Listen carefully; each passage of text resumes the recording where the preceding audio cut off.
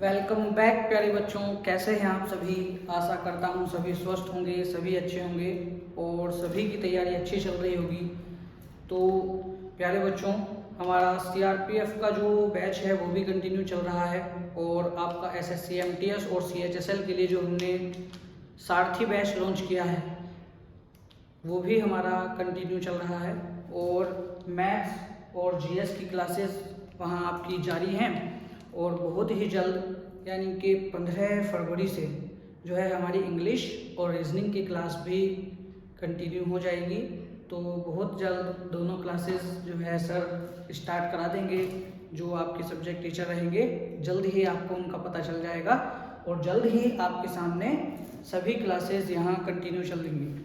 उसके बाद प्यारे बच्चों, अगर हम बात करते हैं तो 10 फरवरी को यानी कल जो है हमारी, अगर बात करें इंडियन आर्मी अग्निवीर की जो वैकेंसी है वो कल आ रही है। उसके लिए हमारा जो है ऑफलाइन बैच वो कल से ही 12:30 बजे से 3:30 बजे तक वो हमारी एकेडमी डीएसपी एकेडमी धामपुर पर स्टार्ट होने जा रहा है। तो अधिक से अधिक विद्यार्थियों को जो आर्मी के लिए प्रिपेयर कर रहे हैं, आर्मी जीडी है, आर्मी क्लर्क है या ट्रेडमैन या अदर जो किसी भी स्ट्रीम के लिए जो अग्निवीर के माध्यम से इंडियन आर्मी ज्वाइन करना चाहते हैं, उन सभी के लिए हमारे सेपरेट बैचेस जो हैं वो कल से स्टार्ट हो रहे हैं।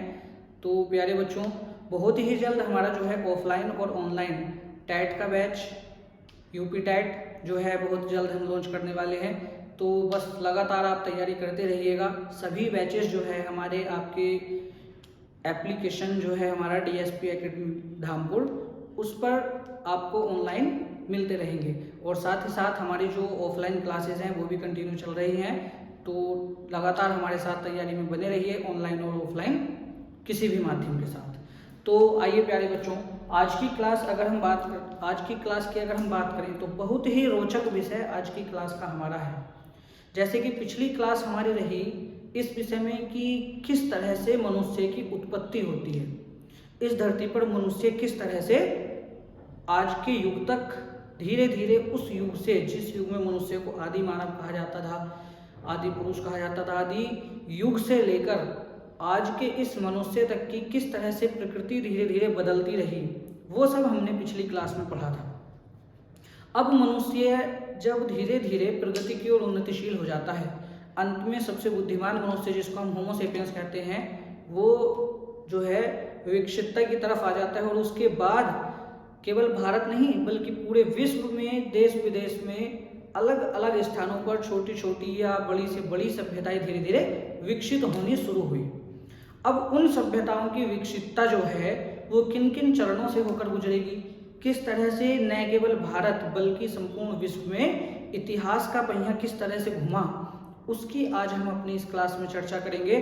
और आज हम इतिहास की जो है जो इतिहास को हमने 3 चरणों में बांटा है, जिसको हम कहते हैं प्रागैतिहासिक काल, आधैतिहासिक काल और ऐतिहासिक काल, उसका पूरा एक फ्लो चार्ट हम देखने वाले हैं। यानी कि अगर कहें तो आज संपूर्ण जो इतिहास है भारत का, चाहे वो किसी भी काल का रहा हो, उसकी हम संक्षेप में चर्चा करेंगे। आज संपूर्ण भारत को एक क्रम के अनुसार, एक समय क्रम के अनुसार जो है उसकी क्रोनोलॉजी के अनुसार हम आज उस पूरे का वर्गीकरण करने वाले हैं। तो आज जो है क्लास बच्चों शुरू से लास्ट तक पूरी देखिएगा, बहुत कुछ आज की क्लास में हाथ लगने वाला है। आगे तो हम हर टॉपिक को 1 बाय 1 कंप्लीट करके चलेंगे, लेकिन आज जो फ्लो चार्ट बनने वाला है उससे हमें क्या होगा कि एक ये आंकड़ा हो जाएगा कि किस तरह से हम उस समय से, जिस समय मनुष्य आदि मानव का जीवन जी रहा था, तब से आज के युग में वो किस तरह से परिवर्तित होते होते, किन चरणों से परिवर्तित होते होते, किन सभ्यताओं से होते होते आज के इस युग तक पहुंचा। तो प्यारे बच्चों, चैनल को लाइक कीजिए, सब्सक्राइब कीजिए और शेयर कीजिए और बहुत ही जल्द आपकी करंट अफेयर और अदर सभी सब्जेक्ट्स की क्लासेस भी लाइव आपको यूट्यूब पर भी देखने को मिलेंगी और कंप्लीट कोर्सेज जो हैं वो सभी चीज़ों के, चाहे वो एसएससी हो या आपका जैसे कि इंडियन रेलवे बहुत जल्द ही आपकी आई थिंक लगभग 2 लाख प्लस वैकेंसी देने वाला है। तो उसके लिए हमारा जो बैच है वो आपका नोटिफिकेशन आने के तुरंत बाद बिल्कुल हमारे एप्लीकेशन पर स्टार्ट मिलेगा। और जैसे ही आपकी वैकेंसी चल रही हैं सभी के लिए हम जो है आपके लिए बैचेज लॉन्च कर रहे हैं। तो ठीक है, आइए आज की अपनी क्लास में हम चर्चा करते हैं। आज की जो हमारी जीएस की क्लास है, क्लास सेकंड, पहली क्लास में हमने मनुष्य की उत्पत्ति के विषय में पढ़ा था। आज हम मनुष्य के अब तक किस तरह से मनुष्य इस स्थान, इस चरण तक पहुंचा, उसका वर्णन आज हम करेंगे। अगर हम सबसे पहले बात करेंगे बच्चों तो प्रागैतिहासिक काल, किस काल को प्रागैतिहासिक काल कहते हैं? पिछली क्लास में हमने पढ़ा था जिस काल का हमारे पास कोई भी लिखित विवरण नहीं है, जिस काल का हमारे पास कोई भी लिखित विवरण नहीं है, उस काल को हमने क्या कहा? प्रागैतिहासिक काल। चूंकि उस काल में क्या था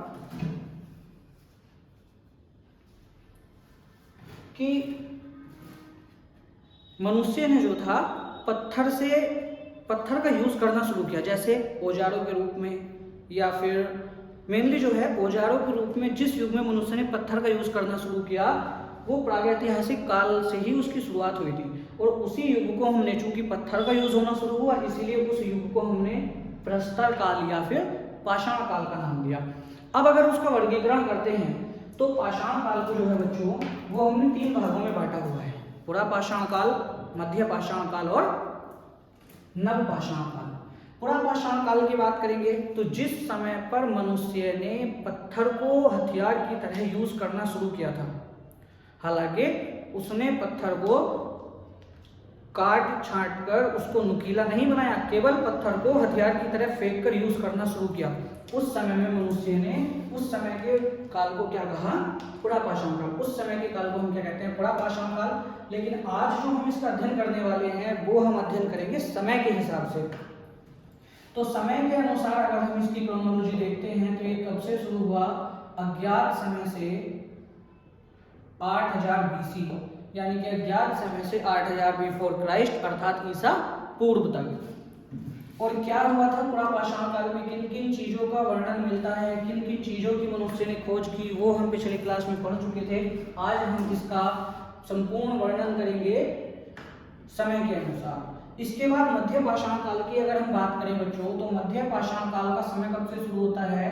8000 ईसा पूर्व से 4000 ईसा पूर्व तक।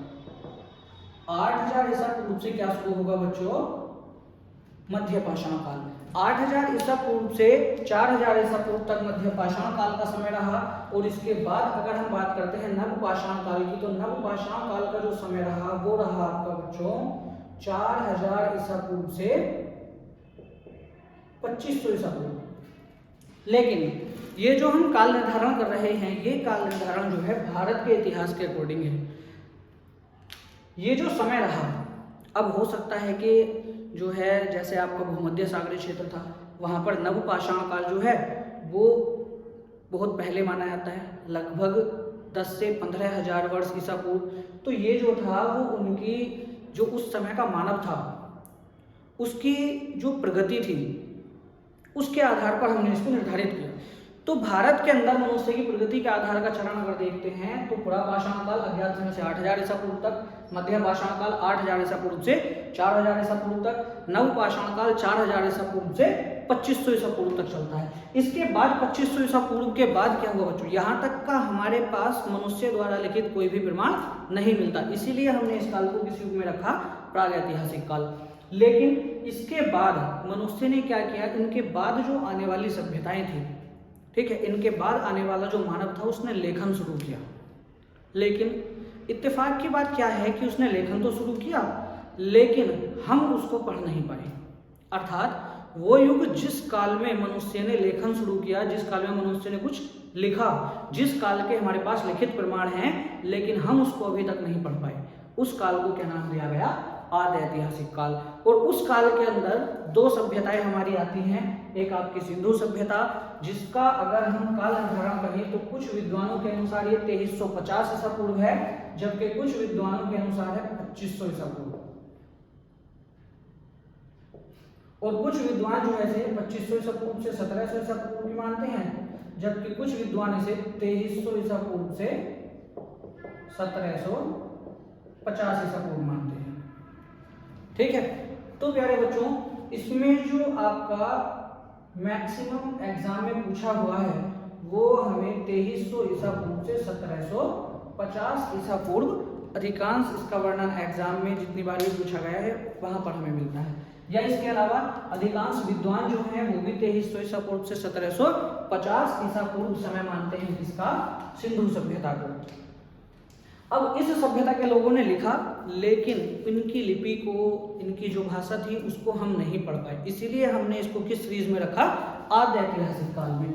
लेकिन अगर हम बात करते हैं वैदिक सभ्यता की, अब वैदिक सभ्यता में जो लोग थे वो तो आर्य थे, जिनका भी हम चर्चा करेंगे, जिनका वर्णन अभी हम करने वाले हैं अपनी अब से अगली क्लास में, जिसमें हम वैदिक सभ्यता पढ़ेंगे। तो बच्चों उसकी अगर हम बात करते हैं तो वो लोग तो संस्कृत बोलते थे, संस्कृत हमारी जो है वर्तमान हिंदी है उसकी आदि जननी है, तो फिर हम तो उस भाषा को पढ़ सकते हैं ना, और हम वो पढ़ते भी हैं, हमें उसका ज्ञान भी है, तो फिर हमने इसको आद्य ऐतिहासिक युग में क्यों रखा? क्योंकि यहाँ जो है केवल संस्कृत प्रचलित नहीं थी, इसके अलावा द्रविड़ भाषा, ठीक है, या भूमध्य सागरीय क्षेत्र से आए जो लोग थे, ठीक है, उनकी जो विदेशज भाषा थी उसके जो ग्रंथ थे या उस भाषा में जो लिखे हुए अधिकांश हमें प्रमाण मिलते हैं वो हम नहीं पढ़ पाए। लेकिन इस वैदिक सभ्यता में जो संस्कृत भाषा में आर्यों ने लिखा उसको हम भली बात ही पढ़ सके। वे ग्रंथ जो हैं आज भी बहुत प्रचलित हैं हिंदू धर्म में। लेकिन अगर हम यहाँ बात करते हैं जो आर्यों के अलावा अन्य जातियों के लोग भारत के अंदर रह रहे थे जो उस समय बहुत प्रसिद्ध हुए, ठीक है, तो इस तरह से उस समय की जो और बोलचाल की भाषा थी, जैसे अगर हम बात करें द्रविड़, मंगोलाइड या फिर भूमध्य सागरीय क्षेत्र के जो लोग भारत के अंदर रह रहे थे उनकी जो भूमध्य सागरीय लोगों की भाषा थी उसको हम नहीं पढ़ पाए, इसलिए हमने इसको किस में रखा, आद्य ऐतिहासिक काल में, यानी कि उस काल में जिस काल में मनुष्य ने लेखन तो शुरू किया लेकिन हम उस लेखन को नहीं पढ़ पाए, उसी काल को हम आद्य ऐतिहासिक काल कहते हैं, जिसके अंदर हमारी दो सभ्यताएं आती है, सिंधु सभ्यता और वैदिक सभ्यता। अब वैदिक सभ्यता की बच्चों अगर हम बात करते हैं तो वैदिक सभ्यता जो हमारी शुरू होती है वो होती है आपकी 1500 ईसा पूर्व से 600 ईसा पूर्व तक। वैदिक सभ्यता का जो समय रहेगा बच्चों वो कितना रहेगा, 1500 ईसा पूर्व से 600 ईसा पूर्व। अब अगर इस वैदिक सभ्यता की हम बात करें तो इस वैदिक सभ्यता को जो है हमने कितने भागों में बांटा है, दो भागों में। वैदिक सभ्यता को भी हमने कितने भागों में बांट दिया, दो भागों में। सबसे पहला जो है हमारा वो है ऋग्वैदिक काल। सबसे पहला क्या है बच्चों, ऋग्वैदिक काल, अर्थात वो काल, वो चरण जिस समय हमारा ऋग्वेद लिखा गया, जिस समय पर ऋग्वेद की रचना हुई उस समय को हमने क्या नाम दिया, ऋग्वैदिक काल। लेकिन वो समय या वो युग जिस युग में अथर्ववेद की रचना हुई थी। हालांकि ऋग्वैदिक काल की अगर बात करते हैं तो ऋग्वैदिक काल में ऋग्वेद, यजुर्वेद और सामवेद, तीन वेदों की रचना हुई। सबसे पहला लिखित ग्रंथ जो लिखा गया वो इस काल में लिखा गया था, इसलिए इस काल को हमने ऋग्वेद के नाम पर ही क्या नाम दिया, ऋग्वैदिक काल। इसके बाद इसका जो दूसरा चरण है वो होता है हमारा उत्तर वैदिक काल। इसका दूसरा चरण कहलाता है उत्तर वैदिक काल। ऋग्वैदिक काल की अगर समय की बात करते हैं तो ये हमारा होगा 1500 ईसा पूर्व से 1000 ईसा पूर्व। ऋग्वैदिक काल का जो समय होगा वो होगा 1500 ईसा पूर्व से 1000 ईसा पूर्व। और उत्तर वैदिक काल की बात करेंगे तो उत्तर वैदिक काल जो होगा वो होगा 1000 ईसा पूर्व से 600 ईसा पूर्व। जो उत्तर वैदिक काल है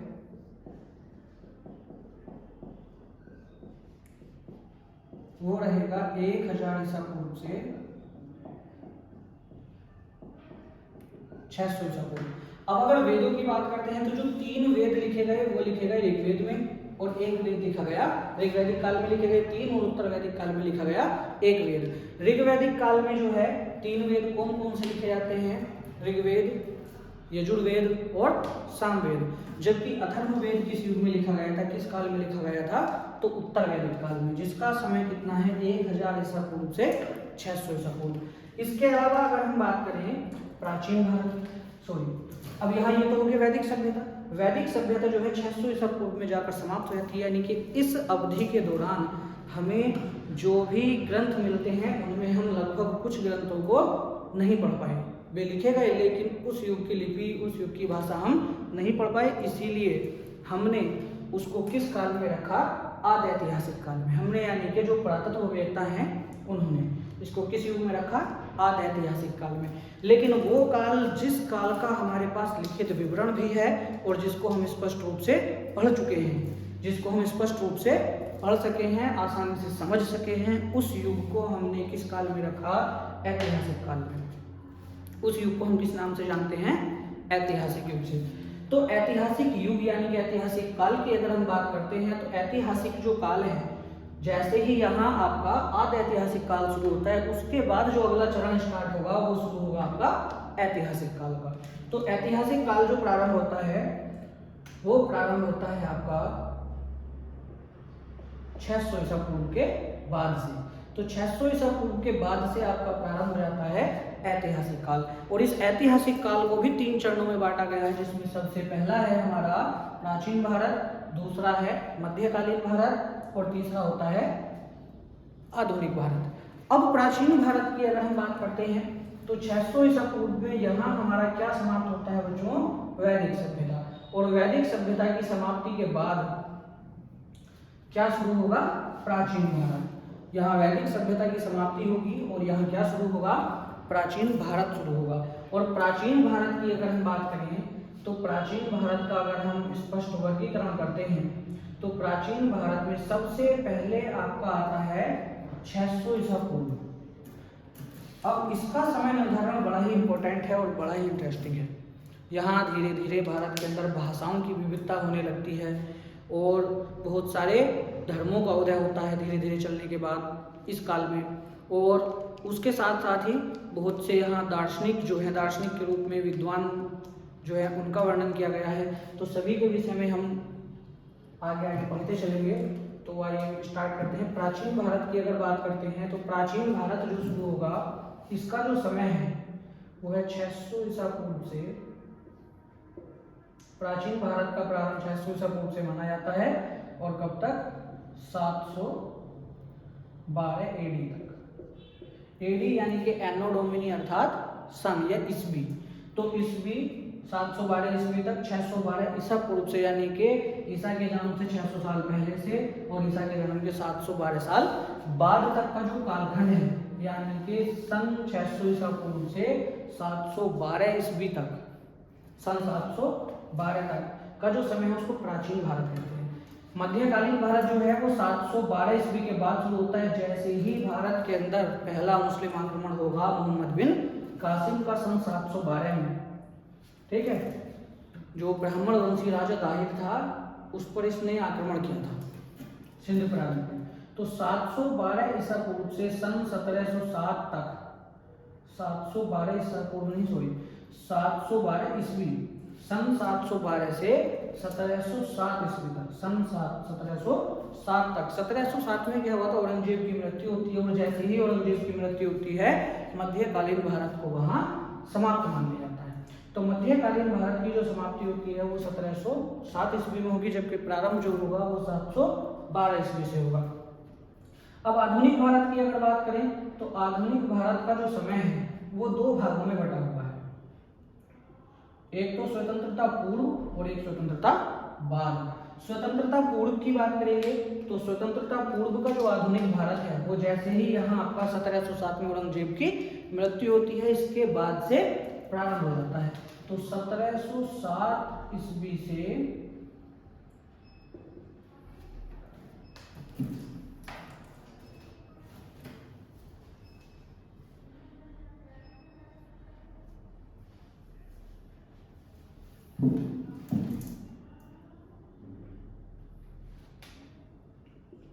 1707 ईस्वी से ये चलेगा कब तक?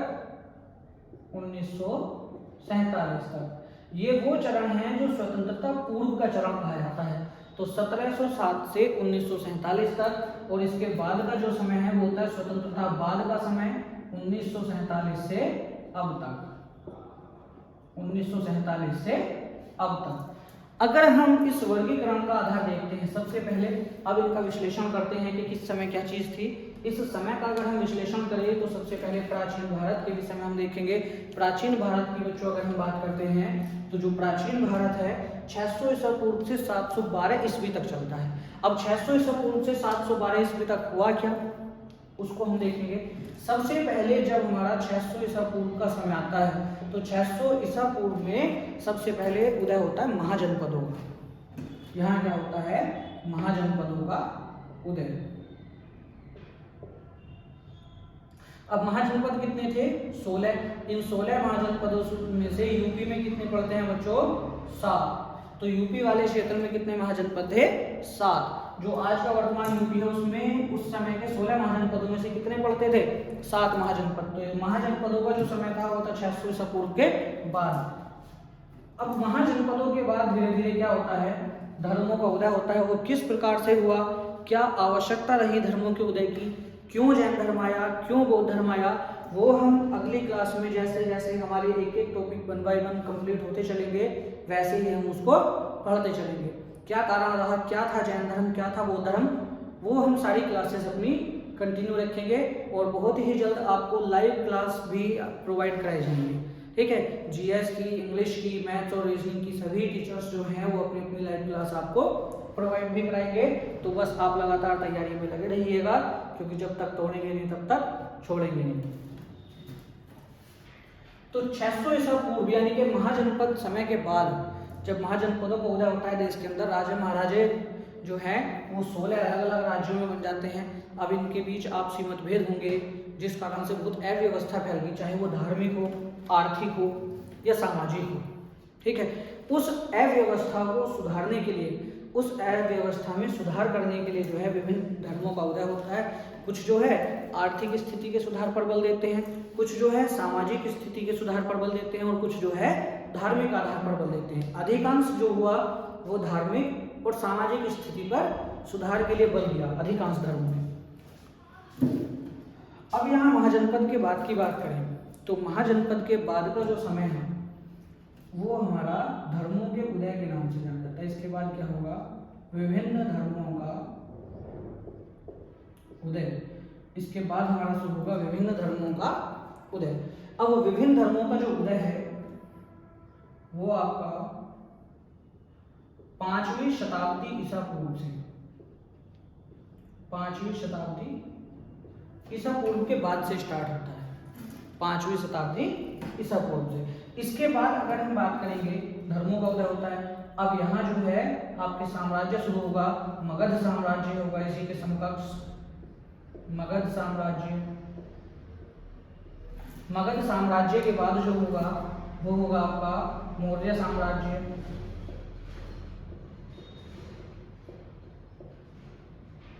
मौर्यों के बाद जो है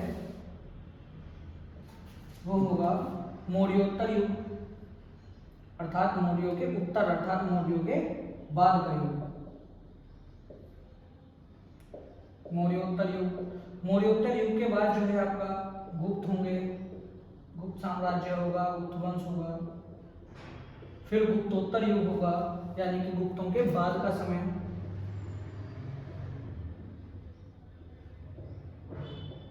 गुप्तोत्तर युग के बाद की अगर हम बात करेंगे तो इनके बाद क्या होगा, इनके बाद हमारा आएगा हर्षवर्धन काल, जिसमें हर्षवर्धन और उसके समकालीन राजाओं का हम विवरण देखेंगे। और कहा जाता है कि हर्षवर्धन जो था वो भारत का अंतिम हिंदू सम्राट था, लेकिन एक किंवदंती के अनुसार ये भी है, कुछ विद्वानों का मानना है कि हर्ष ठीक है हिंदू तो था, अंतिम हिंदू सम्राट था, लेकिन वो संपूर्ण भारत का शासक नहीं था। इसलिए ये कहना उचित नहीं होगा कि हर्ष भारत का अंतिम हिंदू सम्राट था, क्योंकि इसका जो है वो कुछ ही क्षेत्रों पर शासन चलता है। इसके अलावा अगर हम बात करें अब यहाँ हर्षवर्धन काल के बाद दक्षिण भारत इसी के समकक्ष होगा। अन्य दक्षिण भारत उत्तर भारत में छोटे छोटे राजवंश को उदय होगा, राजपूत वंश आएगा। उसके बाद या राजपूत युग, एक पूरा राजपूत शासकों का एक पूरा युग होगा। उस युग के बाद जो हमारा 712 ईस्वी में क्या होगा, 712 ईस्वी में देश के अंदर पहला मुस्लिम शासक आक्रमण करता है, अरबी शासक, जिसका नाम था मोहम्मद बिन कासिम। अब जैसे ही मोहम्मद बिन कासिम ब्राह्मण वंशी शासक दाहिर पर आक्रमण करता है सिंध प्रांत में, उसी समय से हमारा क्या शुरू हो जाता है, मध्यकालीन भारत। और मध्यकालीन भारत का समय यहाँ से शुरू होगा, फिर धीरे धीरे 12वीं शताब्दी में आकर जो है भारत के अंदर मुस्लिम साम्राज्य की नींव पड़ी।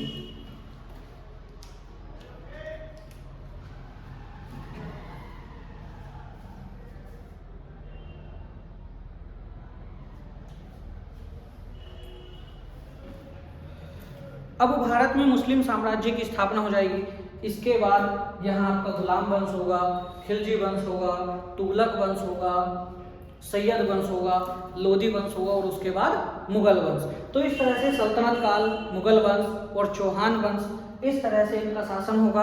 और 1707 ईस्वी मुगल वंश का जो शासक होगा औरंगजेब, उसकी मृत्यु हो जाएगी। और औरंगजेब की मृत्यु के बाद मध्यकालीन भारत जो है वो आपका समाप्त माना जाता है। अब नया युग यहाँ से शुरू होता है, क्योंकि इसके बाद जो है मराठा और दूसरी साइड जो है वो अंग्रेज, ये भारत के अंदर अपना वर्चस्व स्थापित कर लेते हैं। ठीक है, मराठे जो है भारतीय राजवंश है, भारतीय राजवंशों में शुरू होना है। एक बहुत ही विशाल और बहुत ही कीर्तिमान साम्राज्य इन्होंने अपना स्थापित किया था। ठीक है, तो यहाँ 1707 में औरंगजेब की मृत्यु के बाद एंट्री हो जाती है अंग्रेजों की। ठीक है, इसके बाद से जो है कुछ समय के पश्चात अंग्रेज भारत के अंदर धीरे धीरे आने शुरू हो जाते हैं। और इसी समय पर यूरोपीय कंपनी तो बहुत पहले आ गई थी।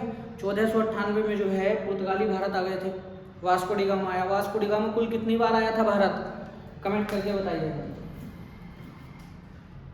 तो अगर हम बात करेंगे, और पुर्तगाली जो था, जो वास्को डी गामा जिसकी हम बात करते हैं, उसकी मजार कहाँ पर है, तो वो भारत के अंदर है। और कहाँ पर है, कमेंट बॉक्स में जरूर छापिएगा बच्चों। अगर हम बात करते हैं आधुनिक भारत की, 1707 के बाद हमारा क्या शुरू होता है, आधुनिक भारत। 1707 से 1947 तक आधुनिक भारत का पहला चरण, जिसको हम कहते हैं स्वतंत्रता प्राप्ति से पूर्व का चरण, वो चलता है। 1757 में अगर हम बात करते हैं, प्लासी का युद्ध होगा। प्लासी युद्ध के बाद बंगाल पर अंग्रेज अपना अधिकार जमा लेते हैं। उस अधिकार के बाद भारत के अधिकांश क्षेत्र धीरे धीरे अंग्रेजों ने कब्जाने शुरू कर दिए, राजनीतिक और आर्थिक रूप से। किस तरह से वो शुरू हुआ, उसके बाद 1773 का रेगुलेटिंग एक्ट क्या था वो, और उसके बाद जो है आपका 1784 का पिट्स इंडिया एक्ट, 1781 का एक्ट ऑफ सेटलमेंट, 1813 का एक्ट, 1833 का एक्ट, 1858 का चार्टर अधिनियम। ठीक है, 1853 का अधिनियम।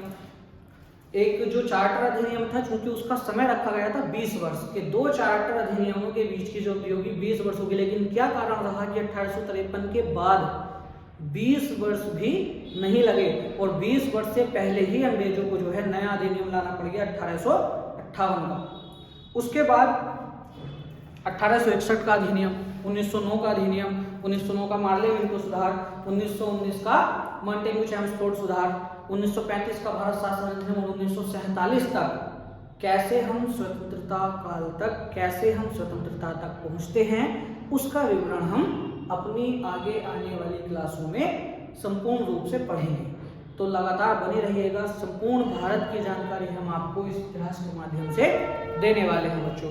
और सभी क्लासेस जो हैं हमारी वो ऑनलाइन और ऑफलाइन दोनों माध्यम से होंगी। और आप जो है बस अपनी तैयारी को धार दीजिएगा, और उस धार को हम तैयार, मतलब ये समझ लीजिए आप तो बस धार तैयार रखिए तैयारी करने के लिए, हम उस धार को तेज करने के लिए आपके साथ लगे हुए हैं। आधुनिक भारत में जो सेकंड चरण रहा है, द्वितीय चरण, वो शुरू होता है आपका 1947 के बाद। 1947 के बाद से अगर हम आधुनिक भारत की बात करेंगे तो किस तरह से कौन कौन, किस तरह से देश की अर्थव्यवस्था रही, किस तरह से देश की सामाजिक, आर्थिक और राजनीतिक, इन सभी प्रकार से या अन्य सभी तत्वों के माध्यम से, अन्य सभी कसौटी पर भारत किस तरह से अपनी उस बेकार स्थिति से, जिस समय देश आज़ाद हुआ, देश भुखमरी से मर रहा था, ऐसे समय दूसरे देश ने हम पर आक्रमण कर दिया पाकिस्तान, और उसके बाद जो है हमने पाकिस्तान को भगा भगा कर मारा था भी हमारी सेनाओं ने। ठीक है, उसके बाद चीन है, चीन युद्ध हुआ, फिर भारत पाकिस्तान युद्ध 1971 का भारत पाकिस्तान युद्ध हुआ, जिसमें हमने क्या कर लिया, पहले दो पाकिस्तान होते थे, पूर्वी पाकिस्तान और पश्चिमी पाकिस्तान। देश की स्थिति जो है इतनी अच्छी नहीं थी, लेकिन फिर भी हमने क्या किया, जो पूर्वी पाकिस्तान था उस पर कब्जा कर लिया और उसको स्वतंत्र करा दिया, जो आज के युग में, आज समय में किस नाम से जाना जाता है, बांग्लादेश के नाम से। तो प्यारे बच्चों, ये था हमारा समय के अनुसार किस समय से किस समय तक कौन सा युग रहा, उसका कालखंड। अब हम जो है इन सभी कालखंडों का 1 बाय 1 वर्णन करेंगे। तो सबसे पहले हम जो प्रागैतिहासिक काल या पाषाण काल युग था, उपरा पाषाण, मध्य पाषाण और नव पाषाण, किसमें क्या हुआ वो हम पिछली क्लास में पढ़ चुके थे। अगली क्लास में हम पढ़ेंगे सिंधु घाटी सभ्यता या सिंधु सभ्यता। भारत की प्राचीनतम सभ्यताओं में सबसे विकसित सभ्यता जो थी वो सिंधु सभ्यता थी। किस तरह से ये लोग, अब देखो इसकी जो बात हम कर रहे हैं लगभग 2300 या 2500 ईसा पूर्व के पहले की हम बात कर रहे हैं, उस समय की, यानी कि सन 1 से भी 2300 या 2500 साल पहले, अर्थात आज से लगभग 4500 वर्ष पहले की हम बात करेंगे। कैसा उस समय मनुष्य था, क्या वो करता था, उसका रहन सहन कैसा था।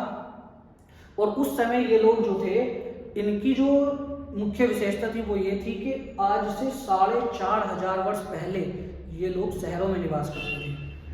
सोचिए कितना विकसित होगा वो मनुष्य, किस तरह से इसने अपनी विकसितता स्थापित की होगी। एक समय था जिससे पहले, जो हमने इससे पहले पढ़ा था कि मनुष्य आदि मानव के रूप में रह रहा था, और आज ये जो समय था 2500 ईसा पूर्व का, आज से 5000 साढ़े 4000 साल पहले मनुष्य जो है वो इतने विकसितता के साथ भारत के अंदर स्थापित हो चुका था। तो भारत ने कितनी तरक्की कर ली थी, आज से लगभग 5000 साल पहले भी थे। उस समय मनुष्य शहरी या नगरीय सभ्यताओं में निवास करता था। तो वो सारी चीज़ हम पढ़ेंगे, साथ ही साथ देश के विभिन्न देशों से भी हम इसकी तुलना करेंगे कि उस समय पर हम क्या थे और दूसरे देश हमारे मुकाबले क्या थे। जय हिंद।